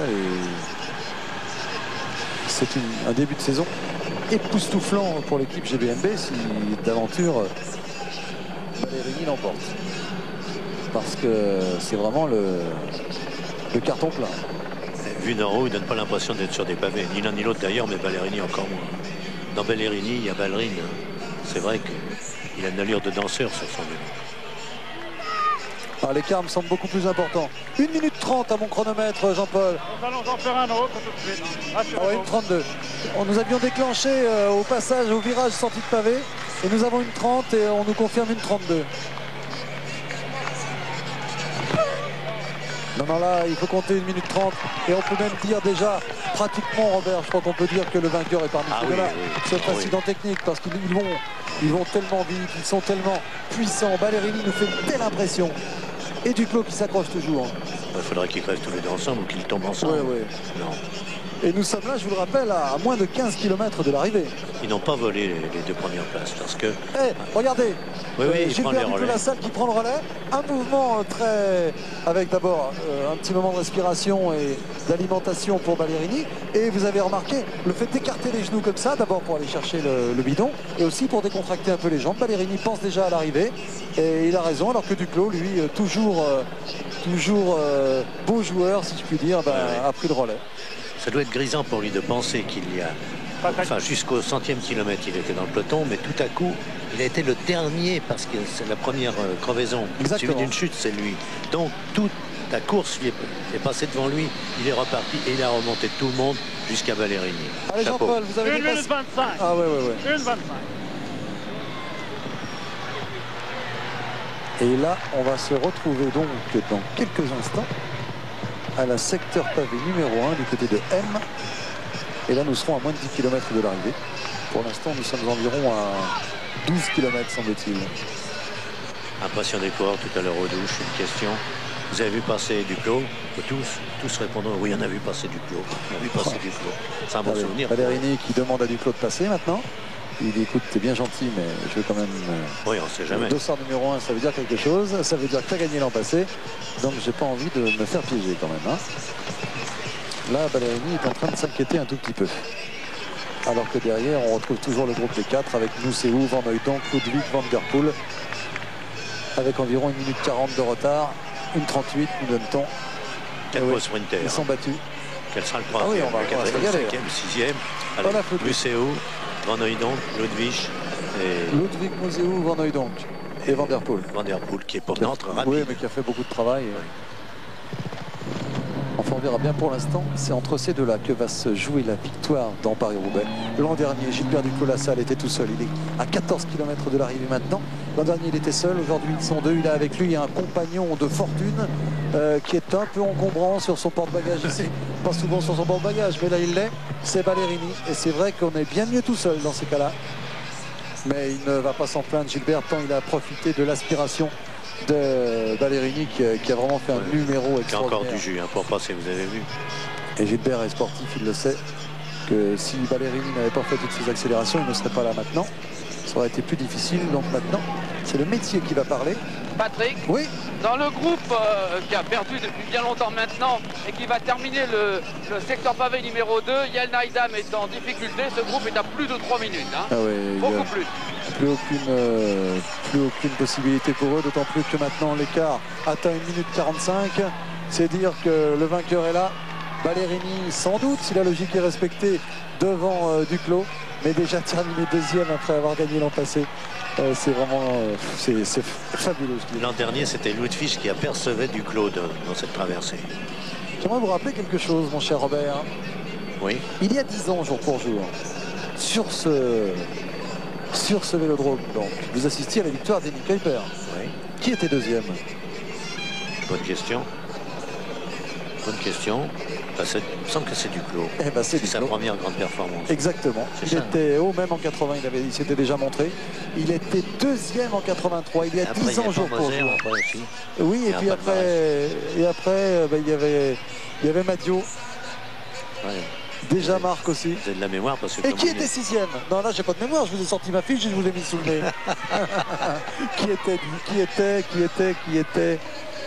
Combien était-il d'ailleurs? Sixième. Van der Poel, Eh oui! prend les mêmes et on recommence. Eh oui! 10 ans après, c'est incroyable. Deuxième en 83, peut-être deuxième en 93 et pourquoi pas premier? C'est ce que va nous réserver le final de ce Paris-Roubaix. Vous avez bien vu Ballerini et vous avez bien vu, si vous nous rejoignez en pleine course, vous avez bien vu Gilbert Duclos-Lassalle en deuxième position. Quel suspense! Il ne faut pas enterrer les chances de Gilbert Duclos-Lassalle. On ne sait jamais Il avec se lui. battra jusqu'au bout. Hein. Oh oui, Patrick, et il peut se passer tellement de choses encore. Oui, l'écart a Jean-Paul. considérablement augmenté. Nous l'avons en cours en ce moment. Le score qui sera supérieur à ce qu'on disait tout à l'heure. Alors dans un instant, donc, vous aurez Ah ouais, on sera pas loin. l'avance exacte des deux hommes. On sera pas loin des 2 minutes. Hein. Au-delà, à mon avis. Gilbert Duclos-Lassalle a pris le relais pour impressionner un peu Ballerini, lui dire attends, je suis encore là. Patrick, ils sont à moins de 10 km de l'arrivée. Eh oui. C'est vrai que nos amis belges sont déçus. Ils y croyaient énormément à la victoire. C'est Ou vrai, de ça. Museeuw, de Van Hooijdonk ou d'autres encore. Et là, j'ai cru que leur... Allez, 2 minutes tout rond, on vous accorde, Jean-Paul. 2-0-1. Là, plus de suspense de ce côté-là. Ouais. En revanche, quel suspense entre ces deux beaux athlètes, Franco Ballerini et Gilbert Duclos-Lassalle. Quand vont-ils juger bon de couper l'effort et de se réserver uniquement au duel? Oh, pas Maintenant tout que de c'est suite. assuré sur les autres. Je l'espère pour eux, pas tout de suite. Patrick, Oui. derrière le groupe de 4, il y a Jens, Van Nistelrooy et Sergent. Sergent encore là. Donc 7e, 8e et 9e position. Et oui, on les verra tout à l'heure sur le vélodrome. En tout cas, pour l'instant, on pourra intituler ce final le troisième homme pour ce qui concerne Ballerini, puisque c'est un peu sa position derrière Museeuw ou Cipollini. On va signaler quand même qu'il est de Florence et qu'il a quand même terminé 7e de Milan-San Remo récemment et 6e du Tour des Flandres. Et il était 11e dans le dernier Paris-Roubaix.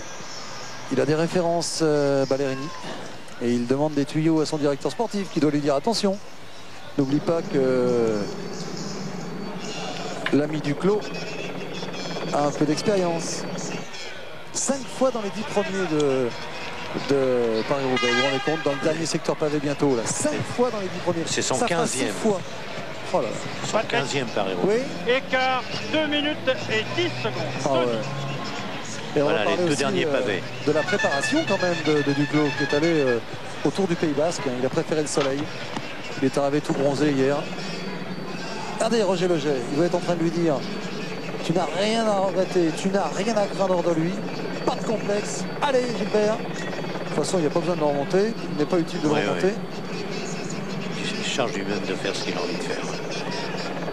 Les derniers pavés. Ils sont partis depuis 6h20, rendez-vous compte. Ça va leur manquer, hein. Dans moins de 2 minutes, il n'y a plus de pavés. Et nous, il y a 3h20, 3h30 que nous sommes en direct. On pensait faire plus de 4 heures. Mais ce sont les coureurs qui ont décidé autrement en étant autant en avance. Et le fait de plus qui nous épatera, c'est leur état de fraîcheur à l'arrivée. Ça étonne toujours tout le monde. Mais il n'y avait pas de boue cette année, donc les visages seront bien sûr maculés, mais ne seront pas boueux comme dans les grandes années. En tout cas, Duclos dans le roue de Ballerini, Duclos qui a encore une chance à jouer. Quelle finale! Duclos est en train sans doute d'essayer de respirer, de reprendre des forces, car il n'en faut pas beaucoup là, pour finir. Il faut un petit coup de jus supplémentaire, c'est ce qu'il va essayer d'obtenir. Ballerini, Duclos. Ah, s'ils rentrent tous les deux ensemble dans le vélodrome, vous allez entendre le public. Ah, le triomphe est assuré. Ça va être quelque chose d'extraordinaire. Mais Ballerini va peut-être tenter quelque chose avant. Le vélodrome est plein. Hein. Ah bah. Ça vous surprend? Non, mais c'est en séance de préparation, avec simplement l'arrivée de Paris-Roubaix VTT. Mais qui a attiré l'attention tout à l'heure de tous les spectateurs. C'est un peu nouveau tout ça. Regardez, il se met en décontraction, Gilbert, avec encore danser un peu, des traces de sa chute. C'était le premier malheureux, le premier malchanceux de la journée. Il est resté pendant 10 km avec Gouvenou pour tenter de revenir. Tel qu'on le connaît, s'il doit être deuxième, il dira décidément que c'était pas un genre de chance. Il aime la gagne. Ah là, ils sont 4 un vrai. Et lui, là ils sont 2. Et c'est Duclos qui prend le relais, ça c'est révélateur. Alors qu'il sait que l'écart est suffisant et qu'il ne risque plus rien. Il veut mettre le doute dans l'esprit de Ballerini. Il veut lui mettre le doute.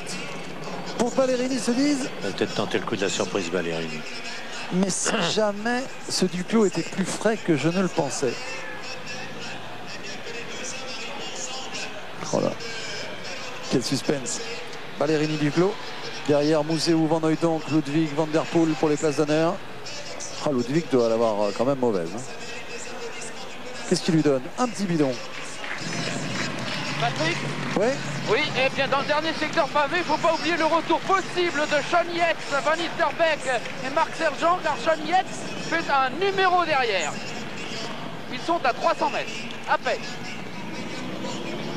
Et ils joueront pour une place d'honneur. Eh oui. Ah, on trinque avant. Alors que Roger Leget, oh là là, Ballerini dit attends petit gars, là maintenant il faudrait peut-être pas en rajouter. Il faudrait peut-être prendre le relais. Mais Duclos est un vieux briscard, il sait qu'il y a plus de 2 minutes. Il dit moi maintenant c'est plus nécessaire de rouler à fond. Hein. Regardez comme il était hanché Duclos. Il en rajoute un petit peu là pour montrer à Ballerini qu'il est fatigué. Patrick. Oh là là, le vieux singe qui n'apprendra pas à faire des grimaces. Oui Jean-Paul. Les 5 derniers kilomètres. Les 5 derniers kilomètres. Eh oui. Ça passait vite encore à la fin. On va passer dans les rues de Roubaix ensuite. On va tourner à gauche vers ce fameux magasin de fleurs. On a nos références là, nos repères. Patrick. Oui. Crevaison de Sean Yates. Oh, avec le boulot qu'il a fait. Ah bah il n'a pas de chance lui. Oh, il est même pas énervé, il jette même pas sa roue. Eh ben pourtant, quel travail il aura fait aujourd'hui Sean Yates. Oui, il a pratiquement permis à Marc Sergent et Van Nistelrooy de revenir sur les 4. C'est presque fait. Allez, on revient sur la tête avec d'abord ici les 4. Vous voyez Olaf Ludwig là en 4e position du groupe intercalé. Et on va tout de suite s'intéresser aux 2 hommes de tête. Car c'est là que ça va se jouer. Surveillons-les bien avec Duclos qui passe à nouveau. Oh, il nous fait un numéro. Il a bien joué. Il a bien joué son coup. Allez, c'est le match maintenant. À ma gauche, Gilbert Duclos-Lassalle. À ma droite, Franco Ballerini. Franco Ballerini, vainqueur d'étape au Tour d'Italie. Vainqueur de Paris-Bruxelles, du Tour de Campanie. Et plus de réserve, hein. Les deux sont sur le 13 ans. Le 12, c'est la team réserve peut-être. Eh oui. Il y a une course qui lui réussit bien, c'est le Tour des Flandres. 9e, 8e, 10e, 7e. Toujours placé au Tour des Flandres, Ballerini. Mais jusqu'à maintenant, Paris-Roubaix, il avait fait 5e en 91. 3e du Tour de Lombardie également dans cette année 91 qui fut très belle pour lui. Mais peu de grandes victoires quand même pour Franco Ballerini. Ce serait la consécration pour lui. Oui, bien sûr. C'est normal d'ailleurs qu'il n'ait pas un plus beau palmarès. Franco Ballerini, qui est né à Florence, donc il y a 29 ans. Professionnel depuis 7 ans. Il est seulement 91e au classement FICP. Il doit gamberger parce qu'il n'a pas l'habitude de la victoire. De ce type-là. Et là, Gilbert Duclos-Lassalle est en train de lui donner un peu de doute. Oui, il en fait même un peu trop presque, Gilbert, parce qu'ils sont assurés de ne plus être rejoints. Vous vous rendez compte que c'est son 15e Paris-Roubaix. Patrick, ouais. Un dernier mot avec Roger Loger, le directeur sportif de Gilbert.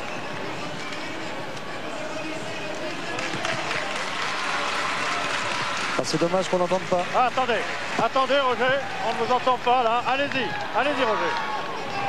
Oui, je disais, Ballerini est très fort. Je suis allé voir devant comment ça se passait. Gilbert, bien sûr, bien aussi. Mais j'ai vraiment peur avec Ballerini. Ce que je souhaite, c'est l'arrivée sur le Vélodrome et son expérience avec les 6 jours peuvent lui servir. Ah oui, quelle bonne remarque. Ah, merci. La meilleure tactique qu'il pourrait employer, Gilbert, c'est de rentrer à une dizaine de mètres au plus derrière Ballerini sur la piste et que l'autre fonce dès le début pour le garder en point de mire et l'ajuster dans la dernière ligne droite. Mais voilà le magasin de fleurs dont je vous parlais tout à l'heure. Ça fait partie des classiques de Paris-Roubaix. C'est vers Suméros. On tourne à droite. On lui fait de la pub chaque année à ce magasin parce que c'est un bon point de repère pour nous quand on repère les derniers secteurs pavés. On se dit tiens, quand ils vont tourner à droite là, au magasin de fleurs, on saura exactement où nous en sommes. Là on est tout près du Vélodrome. On est autour, on tourne autour. Ils vont rentrer ensemble dans le Vélodrome. Oh là là, que ça fait peur tout ça. Il y a encore un virage au fond là-bas à droite. Vous êtes tendu, vous? Oui. Moi aussi. Oui, je ne cache pas. Ce sont des grands moments du sport, ça. Il se passe toujours quelque chose dans Paris-Roubaix. Tout à l'heure, on s'est étonné, on s'est dit, tiens, ils sont une vingtaine devant, il ne se passe plus rien. C'est habitué au beau, alors voilà. Une certaine lassitude. Et là, Sophie, regardez, c'est parti.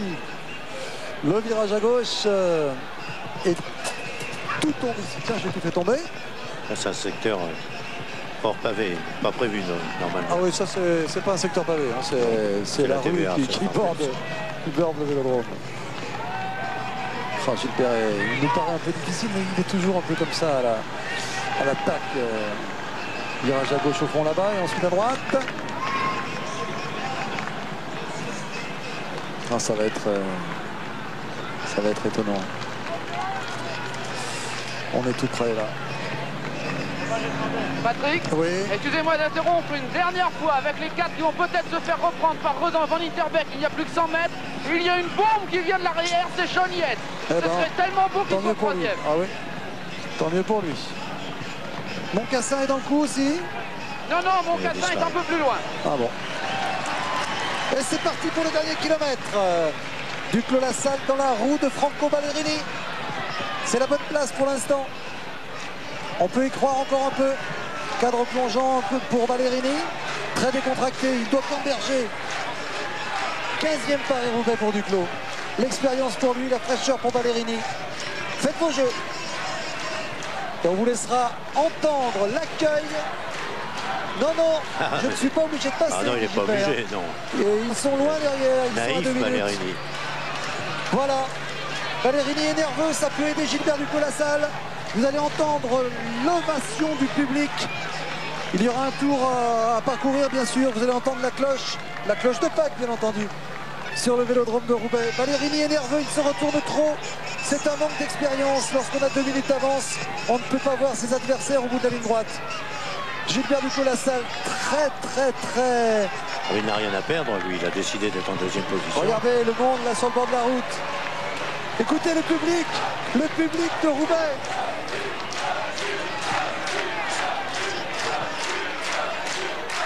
Il crie Duclos. Ballerini toujours aussi nerveux. Duclos l'expérience, Ballerini la fraîcheur peut-être. L'expérience de la piste aussi pour Duclos. Vainqueur de nombreux 6 jours dans les 6 jours de Bordeaux, de Paris et de Grenoble. Ils vont rentrer sur le Vélodrome. Écoutez, ils vont rentrer là à droite, au bout. Ils vont virer à droite au bout pour rentrer sur le Vélodrome. Là-bas, vers le camion blanc. Laisse-toi décoller un peu, Gilbert. Quelques longueurs. Écoutez-les. Ils rentrent dans le Vélodrome.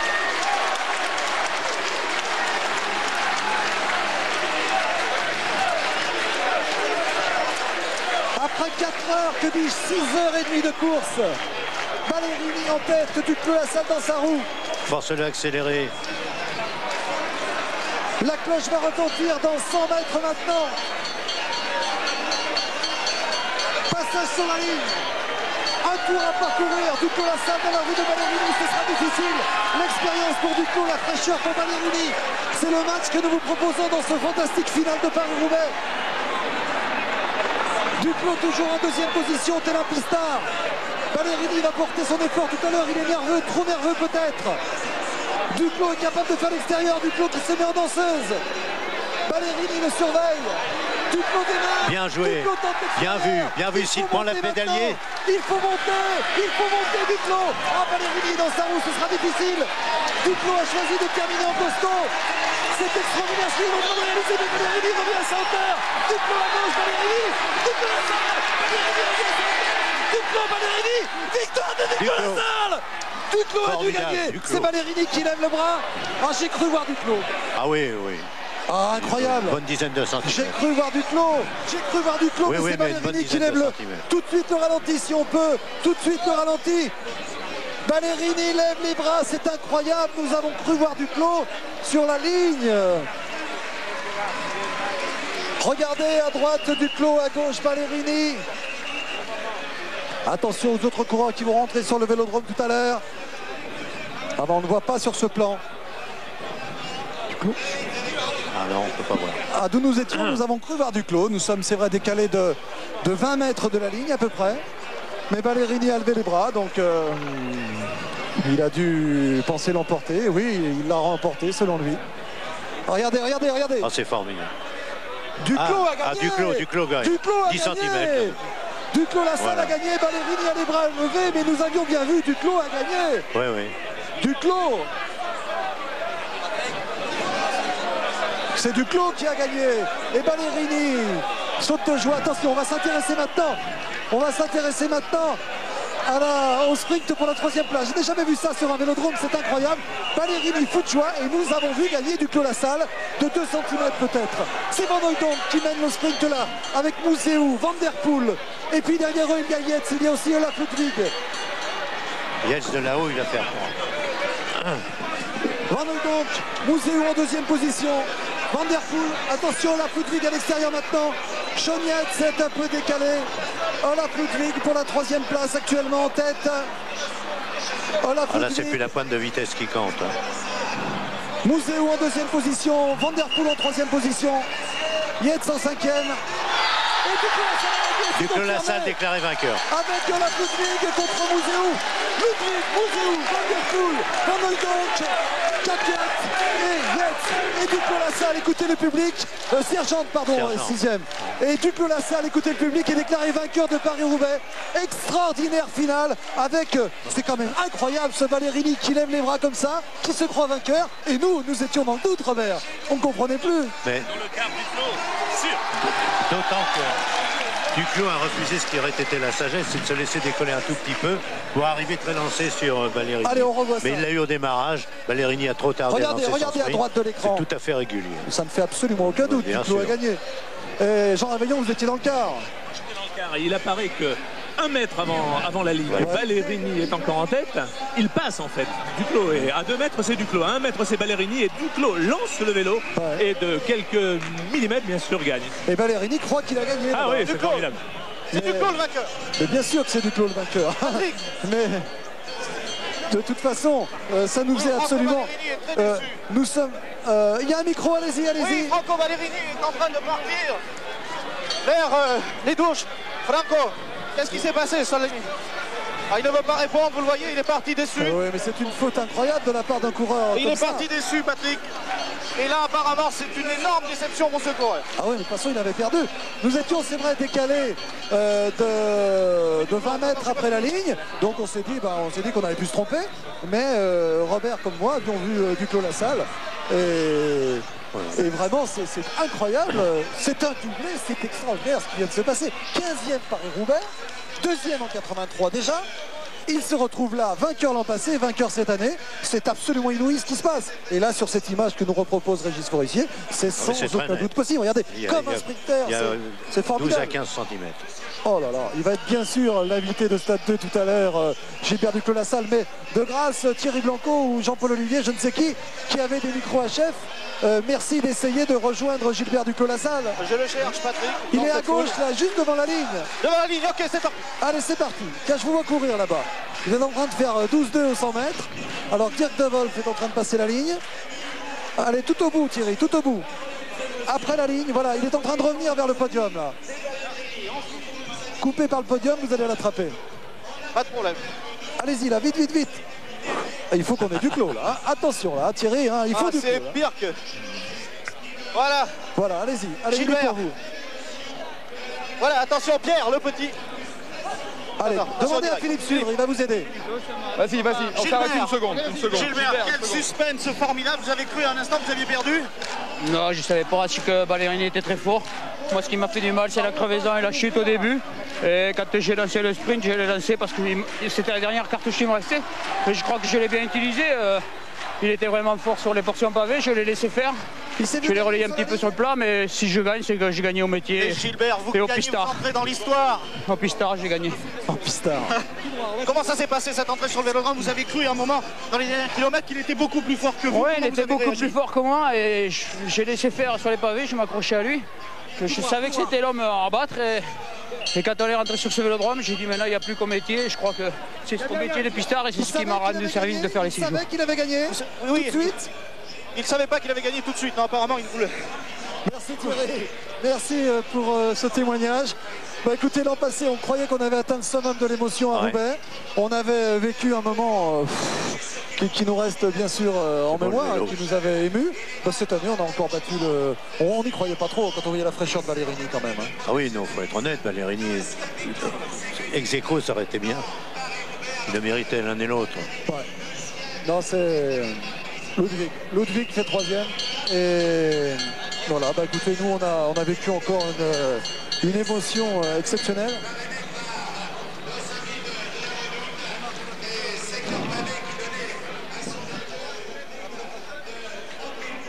Donc on va rester bien sûr pour assister aux remises avec ce pavé remis à Van Der Poel sans doute pour la combativité.